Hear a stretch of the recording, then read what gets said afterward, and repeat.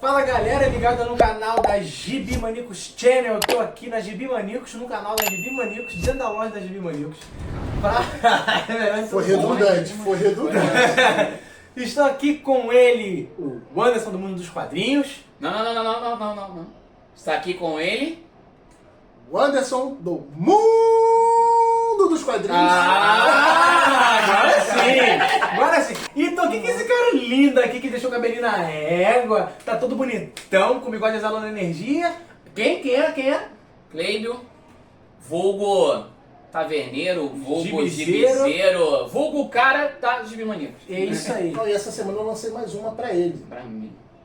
Vulgo Topete do Johnny Bravo. Cara, eu tava sinistrão, depois eu vi o vídeo, mano, eu não tinha ajeitado. O cara vai com varre, passa pano, não sei o que, faz o story. Ah, eu mandei pra ele, Pô, Topete. tem um vídeo meu que eu apaguei que ninguém viu, mano. Os pelos do nariz tava grande. Dando mão pro bigode! Dando mão pro Eu bigode! falei, que isso? Que eu tenho a mania de pegar assim o celular? Né? Pega aquele teoria lá da barriga. Caiu! Bom, sobre a lei Cortez, a lei do preço fixo, já vou deixar aqui, eu estou sendo aqui o entrevistador. É o seguinte, bom, pelo meu entendimento... maníaco. É isso aí, é muito maníaco. Não tem no ensino médio. Olha só, gente, pelo meu entendimento, a lei do preço fixo, ela é uma lei inspirada, né, trazida de lá de fora, né, da França, e que vai limitar agora os descontos, né, que eram maiores de 10%, né, 50%, 30% ou 70%, agora vão passar a ser 10%, com até um ano 10% de desconto. A minha pergunta é, Gibizeiro, isso afasta, ou melhor, vai afastar os leitores ou não? Bom, hoje eu vou fazer o papel só de loja, né? Não vou falar como consumidor nem como colecionador. Show. Eu acho que não. Eu vou dar premissa que o colecionismo não começou com desconto. Há 10 anos atrás, 15, 20, 30 anos atrás, 40, né? Porque a gente começa a história com mais força no Brasil dos quadrinhos nos anos 70. E você não tinha desconto. Você comprava na banca, você comprava na livraria. Muitas coisas não vinham para o Brasil, então as pessoas davam seu jeito para importar, né? O Cassiano recentemente fez uma matéria sobre isso, entre os anos 70 e 80, como a galera se virava para poder importar quadrinho que não vinha para cá.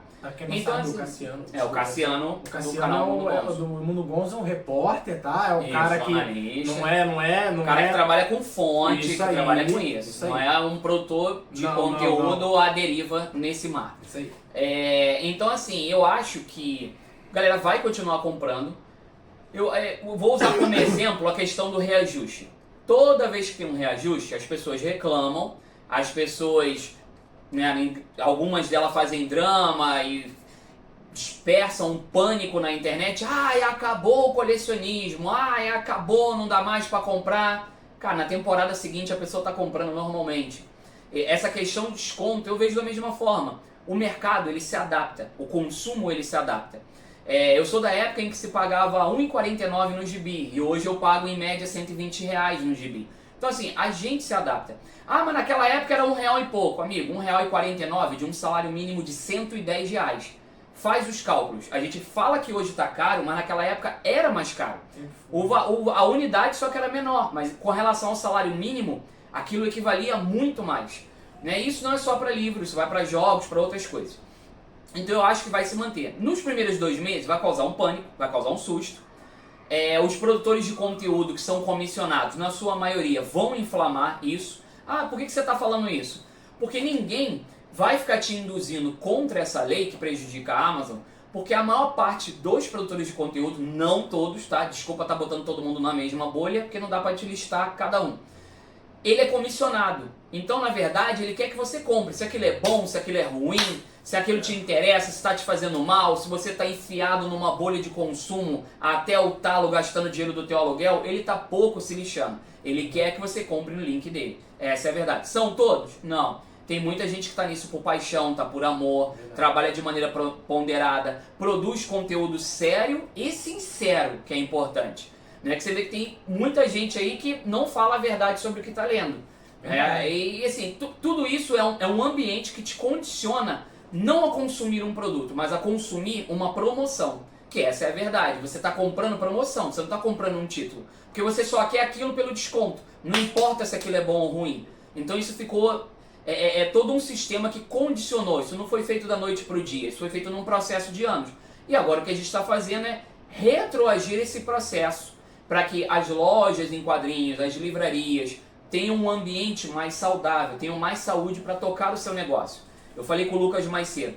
Quando normalmente algum governo faz alguma coisa, as pessoas dizem, nunca fazem nada pensando no povo. Nesse momento, e não é sobre esse governo, o anterior ou o próximo, que a gente nunca sabe quem vai estar sentado na cadeira.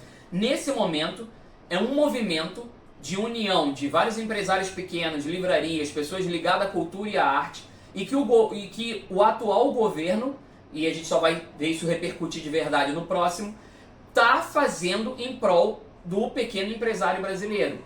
Mas aí vai ficar mais caro, vai ficar difícil. Volto a reforçar, o mercado se adapta, se ajeita. Eu vejo muito isso em outra bolha. A galera que coleciona bonequinho reclama que o dólar tá alto, que agora tem um monte de imposto. Cara, eu comprava bonequinho no dólar a R$1. E eu vi isso tudo aumentando e ninguém parou de comprar por causa disso. A gente só fica nervoso, externaliza isso, sim, mas a gente volta a consumir normalmente porque a vida segue. O ovo era 10 centavos e agora o pão era mais... pão era 10 centavos. Era 10 centavos. A vida segue. É verdade. É na questão dos games também, cara. Sim. Porque, hoje o PS5 Pro, 7 mil conto, né? 7 mil conto e tem gente comprando. Eu tava com uma Nintendo World de 1999 aqui, que eu botei no leilão. E o salário mínimo naquela época era R$128. Sabe quanto era um cartucho de 64? R$139,90. Um cartucho era mais que um salário mínimo. Então, não é que as coisas eram mais baratas. Não, sempre foi caro. Sempre foi muito caro. Pô, um cartucho era mais... Quanto é hoje um jogo de PS5? Em média, R$300. Isso é muito menos que um salário mínimo. E o jogo era mais que um salário mínimo. Sim. Como eu falei, eu entendo os dois lados. Já deixei bem claro. Eu entendo o lado da galera que compra na internet e que às vezes não consegue comprar por questões financeiras, pagar preço cheio e tal. A realidade, gente, é que a gente sempre teve que batalhar para ter as coisas. Sim. Sempre teve que batalhar. E não vai ser diferente. Mesmo com promoção, sem promoção, sempre tem que batalhar para ter as coisas. O que a gente tem que lutar é por mais incentivos. Exato. Mais apoio às editoras que precisam desse incentivo vindo de todos os lados e mais formatos econômicos. Porque a gente está vivendo a era do formato luxuoso, do formato caro. E no mercado de quadrinho, pelo menos o norte-americano, que é onde oferece o nosso alicerce para isso tudo, você tem formatos desde a single issue ao primeiro encadernadinho capa cartão, você tem o compêndio, você tem ônibus, você tem o encadernado capa dura, que tem um termo para isso também que eu esqueci. E esses formatos permitem acesso a todo mundo. É como se cada história tivesse um formato para um tipo de bolso e de consumidor diferente. Você tem o cara que quer comprar mensalzinha, baratinha. Você tem o cara que já quer uma coisa um pouco mais sofisticada. E até o ônibus, que a gente sabe que é o teto do luxo nisso. Né? Tirando os incentivos de colecionáveis como capa variante, capa limitada, incentivo de loja, esse tipo de coisa. Então eu acho que nesse momento o colecionismo de quadrinho no Brasil vai passar por uma nova transição para que a gente ganhe realmente uma forma real de como a coisa é. Se o mercado norte-americano e tantos outros sobreviveram, a gente consegue também. Só que tem que ter o estímulo correto. A lei é só o primeiro passo. Você como loja, como é que você traz essa galera?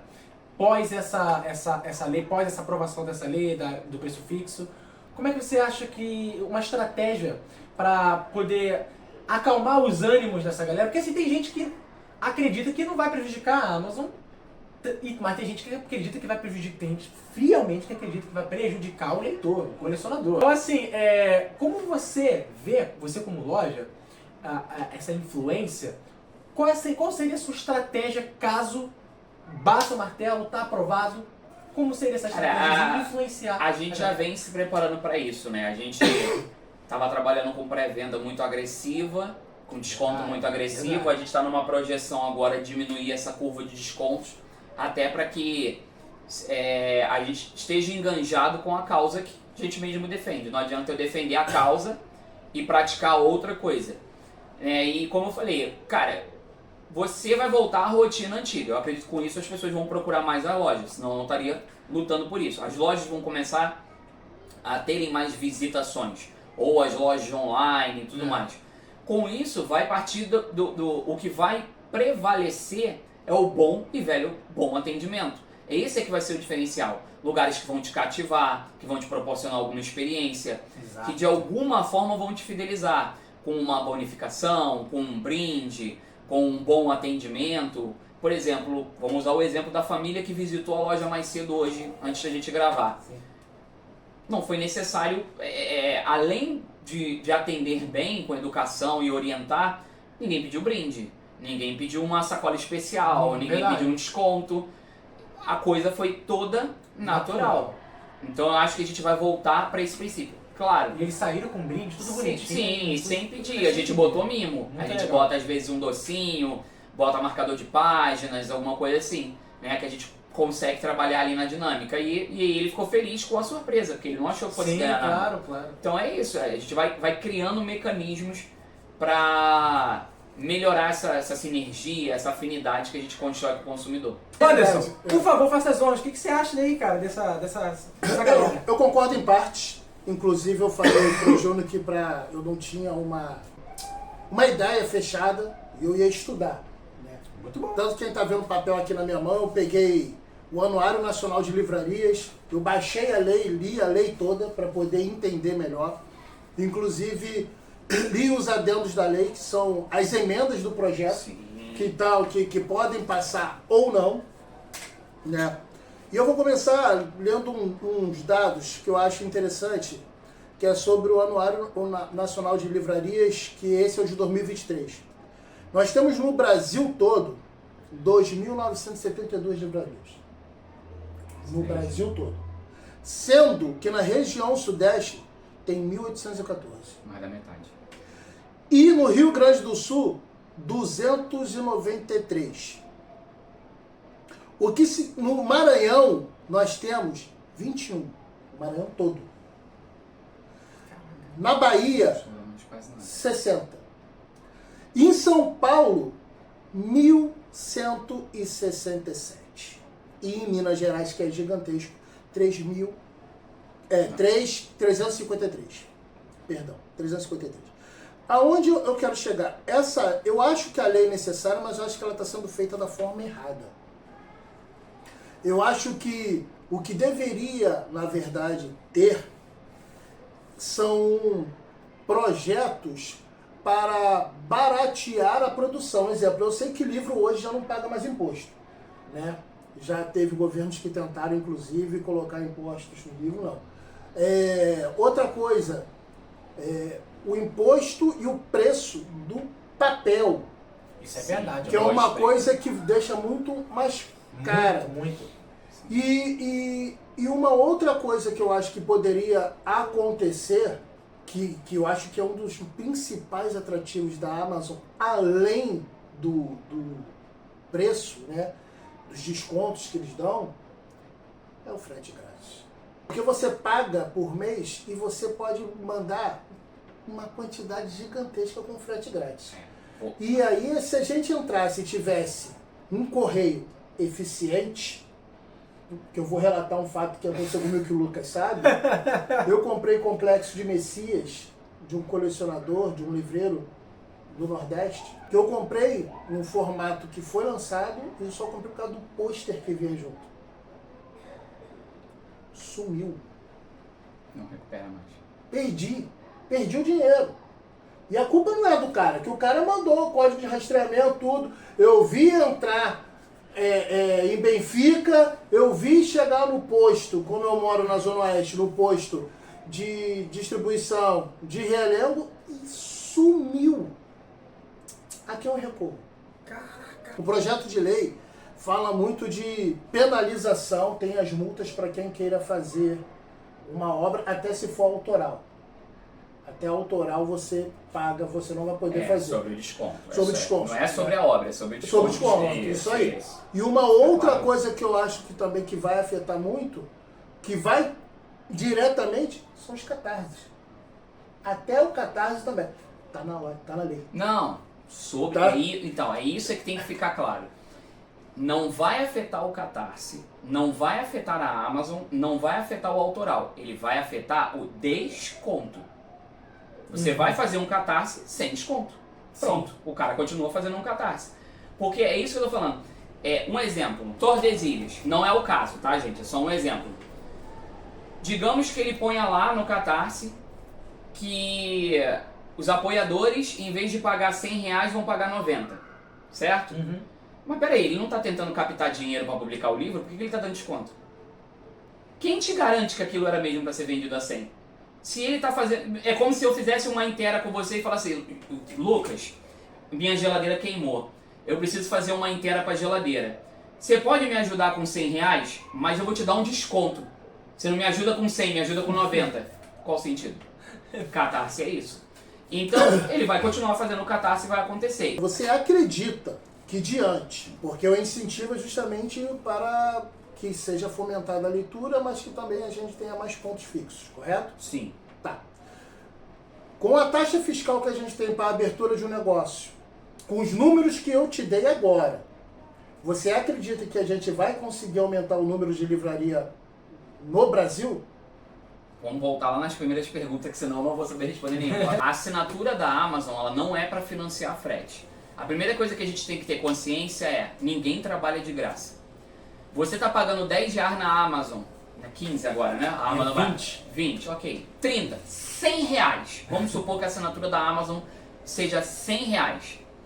Em que mundo que a gente financia streaming, game, música e entrega com R$100 por mês? Nenhum. A mensalidade que vocês pagam, ela na verdade é só uma maneira da Amazon te conquistar para que você esteja atrelado ao serviço dela. Aquilo não cobre frete. Ah, mas então como é que a Amazon dá frete grátis? Ela dá frete grátis porque ela tem um sistema de logística montado no Brasil e o que ela vende cobre aquele sistema de logística que não é o livro. Somente 2% do faturamento bruto da Amazon vem de livros. 98% vem de todas as outras coisas que ela vende. O dinheiro que paga o teu frete grátis e que paga a quem manda os livros vem do eletrônico. Então é quando ela vende um celular que ela cobre o prejuízo que ela está vendendo as HQs e o mangá. Ah, então por que ela faz isso? Porque ela é uma empresa multibilionária e ela entra num mercado de maneira predatória buscando monopólio. Então ela tem condições de sobra de atuar uma década ou mais num cenário perdendo dinheiro, coisa que nenhuma outra empresa tem condições de fazer. E ela faz isso hoje no Brasil porque não há lei que a restrinja ou proteja a economia local. Porque vale lembrar, a Amazon pertence a um multibilionário que nem é do Brasil. Então o dinheiro que você está dando não vem para cá. O dinheiro vai lá para fora, que depois você vai reclamar que não estimula-se e não acontece nada no país. Mas é você que está financiando o gringo.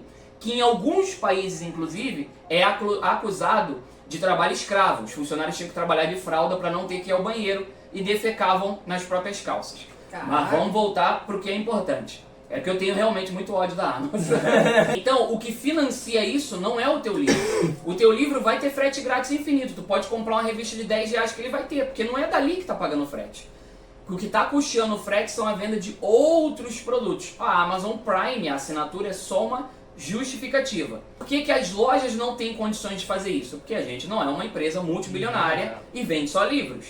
Né? As outras coisas não podem financiar. Então você vê lojas online como a nossa ou alguma outra dando algum frete grátis, porque na margem de cálculo vocês podem reparar, mínimo de 150, mínimo de 200, cada loja tem uma prática. A nossa é para o Rio e centro de São Paulo é R$150 para leitura. Porque dentro daquele cálculo ali a gente sabe quanto a gente consegue tirar do lucro e financiar o frete para você. Porque dentro do valor de um produto que eu te vendo, tem gastos que você não entende. Eu não vou nem falar de loja física. Por exemplo, quando você compra um produto e recebe na sua casa, ele chega embalado.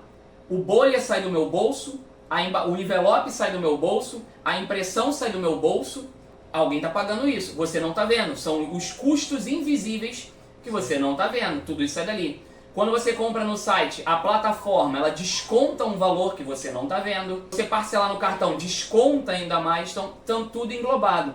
Então não tem como tá lucrando com isso. Então para ela é o mesmo caso, só que ela suporta, porque ela tira os milhões dela de em outro lugar. Sobre o correio, como qualquer empresa de logística, não estou querendo defender a estatal não, tá gente? Estou defendendo qualquer empresa de logística que vier o nome na sua cabeça. Todas têm problemas. Ele sabe quanto a gente já passou mal com a Shopee, né? E não é com a empresa Shopee, mas eu tenho que direcionar o problema para ela, porque eu comprei com ela. Mas assim, entregador que dá como entregue e some com a mercadoria, que aconteceu com você, só que dentro de uma outra instituição. Então isso acontece em qualquer transportadora, principalmente as terceirizadas, porque eu tenho um caso recente, minha filha comprou uma coisa na Shein, e a transportadora é uma terceirizada e o funcionário da transportadora é um terceirizado da terceirizada. Caraca. Ele é parente do cara que é cadastrado. Ele deu como entregue, minha filha abriu reclamação e a mercadoria estava dada como entregue há mais de uma semana. E aí gerou todo um problema. Nossa. Isso, aí agora vem outro enxame. A transportadora, que é do parente dele, puniu ele descontando dele o valor do produto e a venda. Só que é normal os entregadores darem como entregue e voltarem para a rota dias depois. Mas o consumidor não tem nada a ver com isso. O consumidor não tem culpa. Eu entendo que dentro da insanidade que é fazer tantas entregas, às vezes o cara tem que recorrer a isso. Sim, sim, mas assim, tempo, tá ruim e tal. Só que, assim como com Jadlog, Transmoto, qualquer transportadora e o correio, a sua mercadoria ela tem que estar assegurada. Todas as vendas que saem de dentro da loja, elas saem com seguro. E isso eu não estou me gabando, porque eu acredito que a Comic Boom, a Monstra, qualquer loja faça o mesmo. Eu te enviei um produto, ele tem um seguro. Se acontecer alguma coisa, o correio ele tem que cobrir esse seguro, ou a transportadora que eu tiver usado. Então o que aconteceu com você, que desviou, eu entendo que é uma situação muito chata para vocês dois, o comprador e o vendedor. Você não vai ter o produto de volta, isso é certo. E isso aí não há reparação. Mas tem como ter um reembolso. Como consumidor, você tem direito ao reembolso que você ficou sem o produto. Mas eu entendo que você é um cara com um coração enorme e você não quer se colocar nessa situação chata. Mas digamos que você é da pessoa. Até porque o meu CLT, eu faço justamente esse acompanhamento de entrega. Exato. Então eu sei como funciona. Isso. E ele teria que te reembolsar. E aí, em todo caso, ele tem que correr atrás do correio para ser reembolsado. Sim, sim. O que pode ocorrer por exemplo, um vendedor casual ou um lojista. O lojista também pode fazer isso. Quando for postar, não botar seguro. Só que aí a culpa não é do consumidor. O consumidor tem que ter o dinheiro dele de volta. Pago do frete, de tudo. E aí a pessoa se vira com a instituição de transporte. Entendeu? Outro ponto que você bateu foi sobre abrir mais coisas. Isso. Cara, se tem uma coisa maravilhosa que foi criada nesse país, é o MEI. O MEI permite qualquer fudido abrir a sua empresa. Você vai lá no site da Receita Federal, cadastra, declara o seu patrimônio, né, que na maioria dos casos as pessoas põem um patrimônio que realmente nem não tem, né, ou omite um maior, ou aumenta para ficar bonitinho na fita. E com o MEI você abre. E a sua contribuição do MEI é uma mensalidade mensal que já contabiliza para o seu INSS. Eu abri loja assim no passado, muitas pessoas abrem loja assim, e aí você tem um teto de faturamento anual, que somente quando você ultrapassar ele, é que você vai para o microempreendedor individual ou EIRELI. Então é assim que que nasceram um monte de lojas na Shopee e várias lojinhas menores, com um custo bem pequeno. É realmente só o custo de imprimir um papel. Então eu acredito que vai nascer, assim como sebos menores. E a gente sabe também que existem vários sebos hoje no Brasil que nem CNPJ tem. O cara faz pessoa física mesmo, no rolo, máquina de cartão no CPF dele, que lá na frente ele pensa na merda que vai dar. Então eu acredito muito que possa dar certo. Só que não é a lei que vai fazer dar certo. Não. Eu vou ser sincero. A lei, pra mim, é a comissão de frente da escola de samba. Por quê? Você vai falar assim, pô, mas não podia ter incentivo? Eu falei com o Lucas mais cedo e não vi ninguém falar em nenhum vídeo. Não vi todos os vídeos do mundo. Mas todos os vídeos que eu assisti, ninguém falou. Por exemplo, no Rio de Janeiro, o governo do estado e a prefeitura do Rio de Janeiro, eles dão vale compra para as crianças irem nas feiras literárias. Verdade. E lojista aqui no Rio de Janeiro disputa no tapa, na porrada e na ofensa para participar dessa feira. Por exemplo, a Ler. A gente nunca conseguiu entrar, mas eu tenho amigos que já participaram. E os caras vendem 40, 50, 60 mil num dia. Que eles não conseguem às vezes vender no mês ou no ano, eles vendem num dia. Porque, cara, o aluno do governo do estado estava recebendo vale de R$200. Então assim, pô, mas R$200 não é nada para mim comprar o pipoca e nanquim. Porque tu tá pensando no teu umbigo como trabalhador que coleciona lombada. Para um moleque de escola pública que às vezes não tem o que comer em casa, R$200 ele vai às forra. Eu conheço muito quadrinista independente, que inclusive já esteve presente nessa loja, que vende 30, 40 caixas de gráfica lotado de gibi. É papo de vender 600, 700 unidades de gibi independente, que você nunca nem ouviu falar na sua vida. Não é Marvel e DC. Então, os mecanismos, eles existem. Óbvio, ainda são poucos. Isso aí não vai salvar ninguém. Tem que existir mais. Mas não adianta eu ter os mecanismos que injetam dinheiro em editora e em loja se a Amazon continuar queimando. Porque você imagina que o gibi, hoje é 100. Aí agora com os estímulos ele é 50. Aí a Amazon bota R$1. Você não vai gastar 50 comigo. Você vai gastar R$1 na Amazon. É verdade. Se a editora botar R$1 e a Amazon botar 50 centavos, você vai comprar na Amazon 50 centavos. Então, aí o que vai acontecer? O governo vai dar dinheiro, as editoras grandes, que já estão ganhando dinheiro de todos os lados nessa brincadeira, vão ganhar agora dinheiro do governo, que é o teu imposto que está pagando, e eu vou continuar quebrando. Então não muda nada. Por isso é que a lei tem que ser o primeiro passo.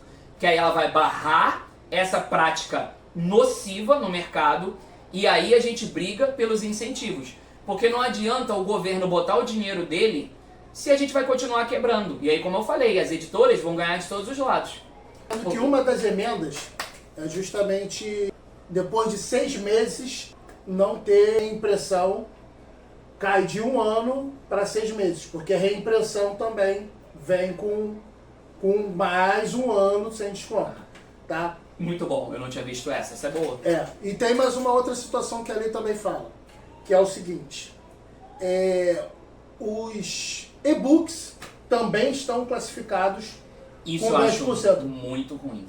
E eu acho, e aí, meu sacanagem, ponto de... Porque é o livro digital. O livro digital Eu também acho isso tá muito entrando. ruim. Já tentaram baixar, tem uma emenda que tenta baixar o e-book para 6 meses, mas vai entrar nessa situação. Eu acho que o livro digital não deveria entrar na lei. E eu acho, e aí eu quero a tua opinião, que eu acho que isso vai provocar um aumento de pirataria de e-book. Com sim. certeza. Porque Já existe. Já né? existe. Já existe, né? Assim como existe de N coisas. Mas pode provocar um aumento. Sim. Mas eu também entendo, né, volto a dizer, eu não concordo com a lei Cortez para o livro digital. Aí você vai falar assim, só porque você não vende livro digital. Não, cara, eu nem leio livro digital, não consigo. Mas eu acho que, tipo assim, cara, qual o custo disso?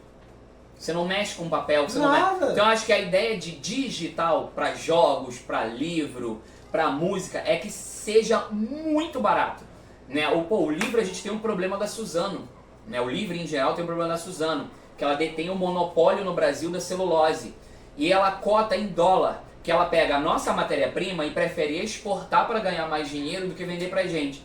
Então as editoras, as gráficas, cotam isso em dólar. Essa é a merda. E isso está fazendo encarecer mais as coisas também, porque a nossa moeda está bem desvalorizada no mercado. Muito, né? O E dólar agora aí. o digital não tem essa justificativa. É licenciamento, contrato, distribuição com alguma plataforma, não tem porquê. Então, Estamos olhando pro Rio de Janeiro, porque, cara, eu vejo uma galera... periferia da periferia dos quadrinhos. Da periferia dos quadrinhos, porque, cara, é o seguinte, é uma pancada de gente que vai falar sobre a Lei Cortez e tal, mas mora, por exemplo, em São Paulo. Em São Paulo, cara, o cenário de quadrinho lá é muito mais favorecido que aqui. O Wagner. Eu converso com o Wagner, o Acorde de Bi, agora Balão Cigano. Balão Cigano. Recomendo, Gente muito fina, bom. muito bom. Gente finíssima. Gente finíssima. A gente conversa sobre isso, né? Sobre a quantidade de lojas que tem. Olha aí, Vigília, a quantidade de livraria. Então, E isso são os formalizados. Esses dados são os formalizados. Isso aí. E tem uma outra situação que eu já conversei com ele sobre isso, que eu acho que vai afetar diretamente, que é a tal da Feira da USP. A Feira da USP. A gente estava conversando sobre isso. É um engasgo complicado. Porque a ideia da Feira da USP é que tudo lá seja queima. Né? Se você é uma editora e você quer participar, você tem que ir para lá liquidar. O que eu imagino? Solução tem. Ela é até bem prática e bem simples, fácil de a gente pensar. O problema é que ela vai irritar muita gente. Se a ideia lá é queimar, porque tem que ser vendido mais barato, né? Pipoca e Nanquim, essas editoras vão para a Feira da USP, você vai levar o seu catálogo. O que é seu catálogo? Aquilo que já tem mais de um ano. Então você vai passar a ter na Feira da USP os títulos que já tem mais de um ano. Porque hoje, por exemplo, saiu agora o que a gente falou, o Tartaruga Ninja lá Trash. Contagem de corpos. Contagem de corpos. Cara, se tiver uma Feira da USP semana que vem, o Contagem de Corpos nem chegou à loja. Aí na semana que vem tem Feira da USP, o Contagem de Corpos tá chegando nas lojas e lá já tá queimando. Isso é ruim. Isso é nem como, as editoras nem vão querer fazer isso. Uma outra coisa que eu gostaria de ver contigo, ter a sua opinião, é justamente sobre a Bienal. A gente tem uma quantidade de lançamentos na Bienal com preços muito melhores e que eu acho que vai sofrer um impacto gigantesco. Vai, porque uma outra coisa que acontece muito aqui e não acontece na maioria dos mercados, não são todos, mas é o fato de que hoje o livreiro ele tá muito comprometido porque ele concorre com quem fabrica. E você, tipo assim, o cara tem a loja lá nos Estados Unidos, ele não tá vendendo Marvel contra a Marvel, né? Por isso tem os incentivos de loja e tal. Aqui você está vendendo Panini contra a Amazon e pior, que eu tô falando Amazon, mas cara, o pior inimigo do mercado é a Panini, mano. Cara, é o mal do mundo, tá ligado? Se tem um anticristo, é a Panini. Pula todos os processos. A gente fala muito de loja, de livraria, mas entre uma lacuna e outra, entre vocês e a Panini, tem uma cadeia de logística absurda. Por exemplo, você tá aí que comprou o seu gibi online com uma loja. A loja vendeu para você. Quem vendeu para mim foi o distribuidor. Sim. E quem vendeu para o distribuidor foi a editora. A Panini, ela tá pulando isso. E aí, nesse meio aqui, tá todo mundo roendo pão. Tá todo mundo na merda. Cara, de 2 anos pra cá, a quantidade de distribuidores que quebraram, e essa galera também tem gente com carteira assinada que trabalha, tem muita família envolvida, então assim, e quando eles quebram, não é só pessoas desempregadas, só não, né, não desmerecendo ninguém que tá desempregado, assim, além de pessoas desempregadas, ela dá calote, porque ela quebrou, não é sobre ser bonzinho ou mal, eu já quebrei, e você não deixa de pagar a conta porque você é o vilão. Você não tem, irmão, como é que tu vai pagar? Você quebra todo um cenário. Por exemplo, existe uma editora que publicava muito mangá antes da Panini, que ela quebrou. E aí ela não pagou as licenças no Japão. E o Brasil se viu numa situação dificílima de resgatar licenças como Dragon Ball, Cavaleiro do Zodíaco, sim, porque essa editora não pagou os contratos quando quebrou.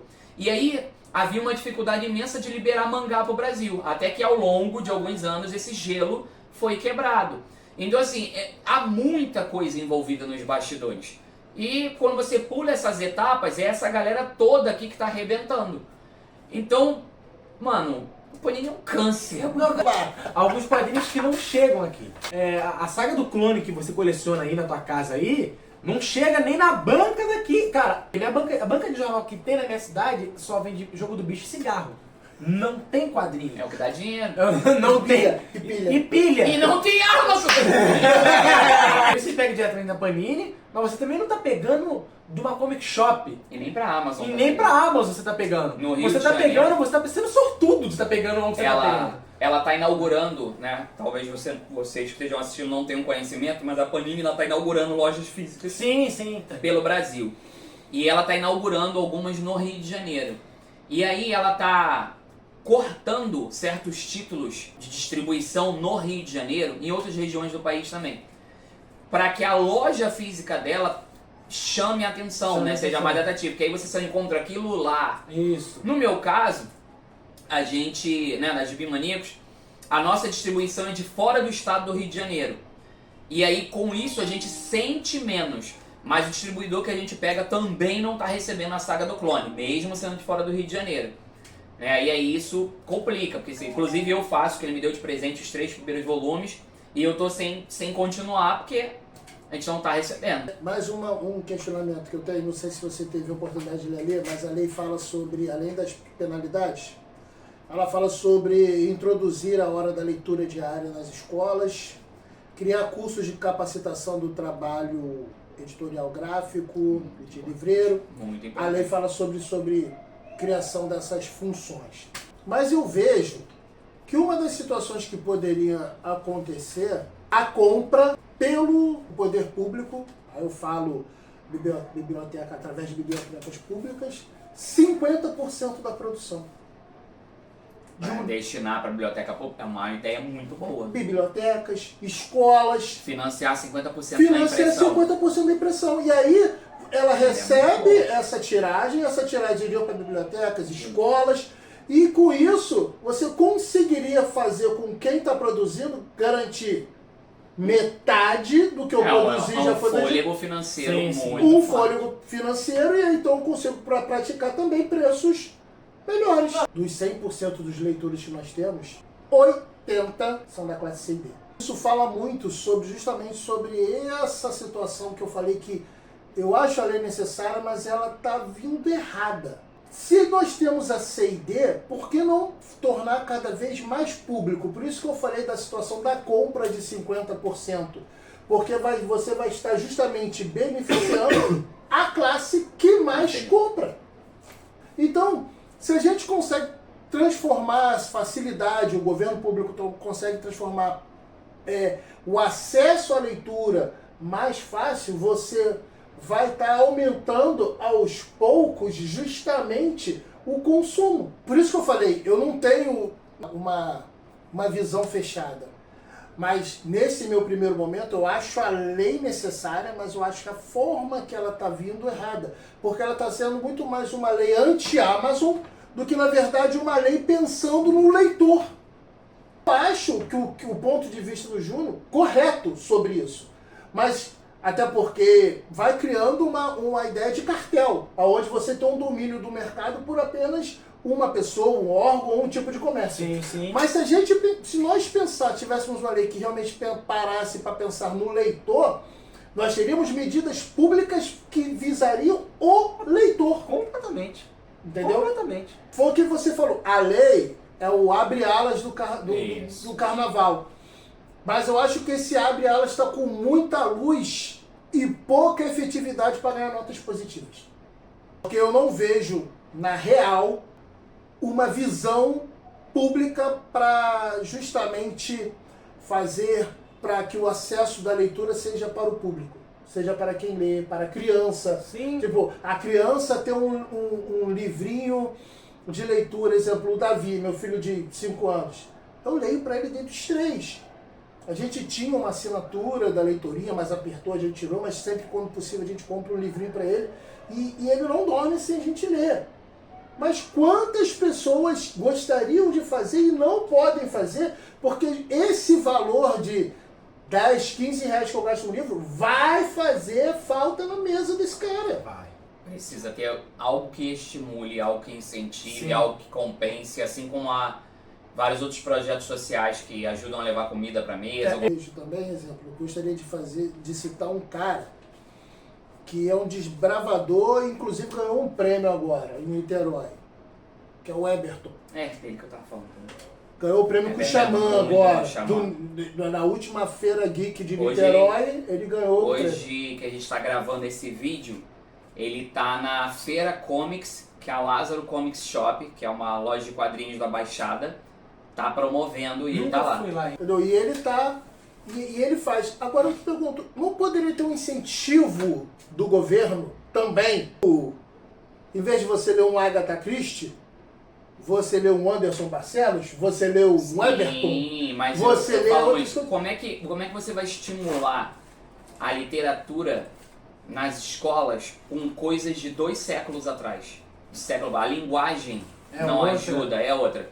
Só que assim como a música e o teatro lutaram por isso e alcançaram seus incentivos, como Lei Rouanet, né? Aí você faz show em praça pública, você tem, não é tão distante, né? Recentemente a gente teve aí um monte de artistas milionários da música envolvidos em escândalos porque estavam recebendo dinheiro da Lei Rouanet. E aí você tem um músico da sua cidade pequena ou do seu bairro que não consegue. Então assim, existe.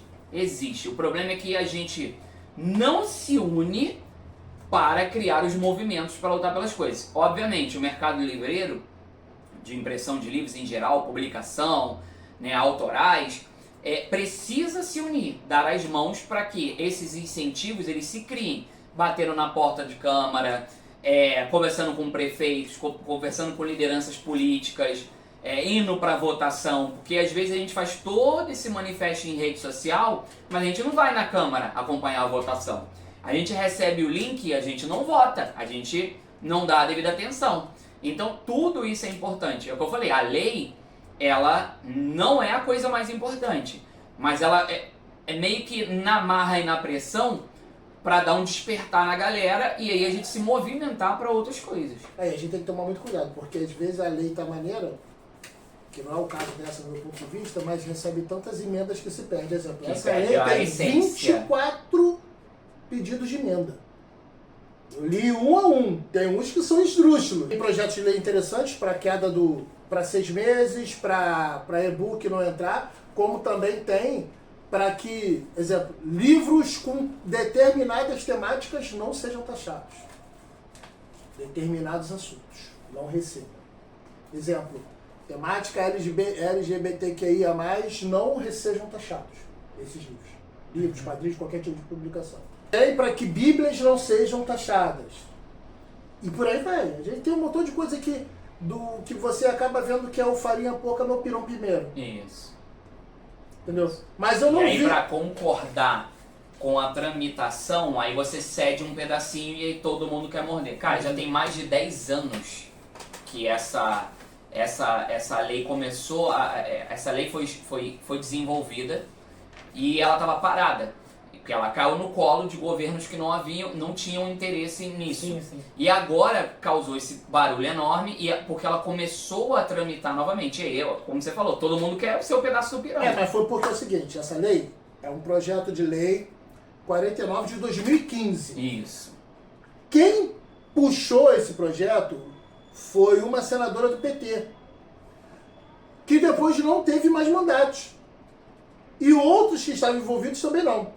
Essa lei morreu. A lei ela ficou estacionada. A lei ficou estacionada. Essa lei começou a ter visibilidade na última Bienal.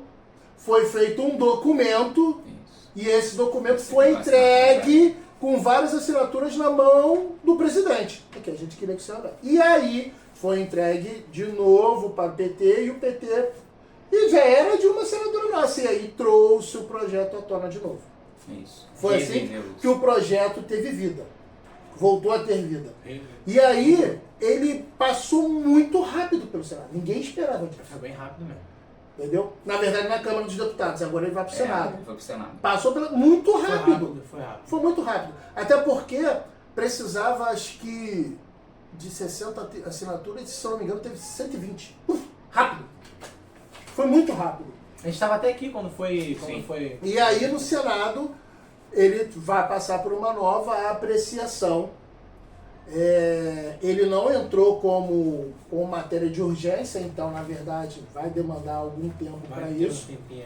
Mas a gente tem que ter bastante atenção sobre isso, porque as emendas podem fazer um projeto, que como eu já falei, sendo repetitivo, não é o ideal, se tornar menos ainda. Perder o propósito. Perder o propósito. Então eu acho interessante até mesmo para você criar o ideal sobre isso, que você busque informações, baixe o projeto. O projeto, se você entrar na página do gov.br. O projeto tá lá na íntegra para Dá você pra ler. ler assinatura. Todas dá pra as ler assinaturas, todas as emendas, você consegue ler uma a uma o que tá lá, para que você tenha uma ideia. Exemplo, eu vi vários vídeos para começar a ter uma visão. Um vídeo de uma determinada booktuber e que ela fala bem do projeto num vídeo. Mas ela recebeu tanta negatividade nos comentários que ela fez um vídeo mudando a visão dela toda. Foi 180 do que ela fez. Que ela sentiu a pressão. Até porque muito do que jogaram na cara dela foi: pra você é fácil porque você recebe livro de graça. E eu acho que isso, e ela falou sobre isso, eu acho que isso fez ela repensar. Que de graça não é, né? É, Volto a dizer sim, o que é sim. de graça. Porque eu já falei mais ou menos minha opinião sobre produtor de conteúdo, respeito uma camada, outras... A outra não é que... A palavra não é respeito, né? Eu admiro uma camada e não admiro outra. Não é respeito porque é tudo trabalho de alguém, é tudo esforço de alguém, além de talento. E não é fácil. Não é fácil mesmo. Sim. E a maioria deles ainda tem emprego. Então o cara ele tá abdicando de alguma coisa da vida pra fazer Eu aquilo. conheço um que vive só disso. Ah. Só de mandar link de Amazon. Não. Então, tipo assim, só pra eu concluir. De graça não é. Porque o cara tá ralando pra editar, o cara tá ralando pra gravar. Então assim, não é de graça. De graça é um presente que a gente dá. A editora ou a loja que tá mandando aquilo para aquela pessoa não tá presenteando ela, não tá fazendo um mimo para ela. Há uma relação comercial ou uma predisposição de querer um retorno através daquilo. Mesmo que Então, seja a divulgação. mesmo que seja a divulgação. Sim. Então, assim, é até um desrespeito ao trabalho da menina. E muitos, e que ela também recebeu, né, foi que... você tá falando, mas você tem link da Amazon. Aí... Faz desconto. Aí ela... Tá bem defendendo. Ela voltou e fez um outro vídeo. Cara, acho que foi uma semana depois. Que eu vi o primeiro vídeo e já me apareceu pra ver o segundo. Até foi uma pessoa que eu nunca tinha visto, né? Falei, opa, deixa eu ver. Aí eu li e falei, como eu também vi muitos, eu vi de um cara do Sul falando sobre muito ruim, falando muito mal do projeto, inclusive falando sobre a situação da Amazon mundo afora, do Jeff Bezos, sobre fazendo uma visão comercial sobre o que você falou de trabalhar no prejuízo e por aí vai, falando justamente que a lei está completamente errada, está avisando o alvo tá errado, que deveria ser outro, e que na verdade foi dos todos os vídeos foi o que eu mais me alinhei, em parte. E eu fui criando justamente uma ideia sobre isso, sobre as políticas públicas que na verdade poderiam ser criadas para poder facilitar essa situação. Gostei muito desse bate-papo, hein? Nada funciona. Não adianta eu criar um hospital público se eu não criar condições para que aquilo funcione. Então, vem a lei, a gente vai paramentar essa lei, caso ela passe, né? Que ainda não passou, isso é importante. Isso criou um pânico generalizado. Criou. Todo um movimento de ódio na internet por uma camada da sociedade de colecionadores. Nossa, rapaz. E ela não passou. E assim, é óbvio, como o Wanderson falou, a gente tem que paramentar e desenvolver coisas, porque ela sozinha pode, ao invés de ajudar, prejudicar, na verdade. Então precisa-se. E como eu citei, a questão do mercado de música e do mercado e do teatro, a escrita precisa receber esse tipo de apoio também.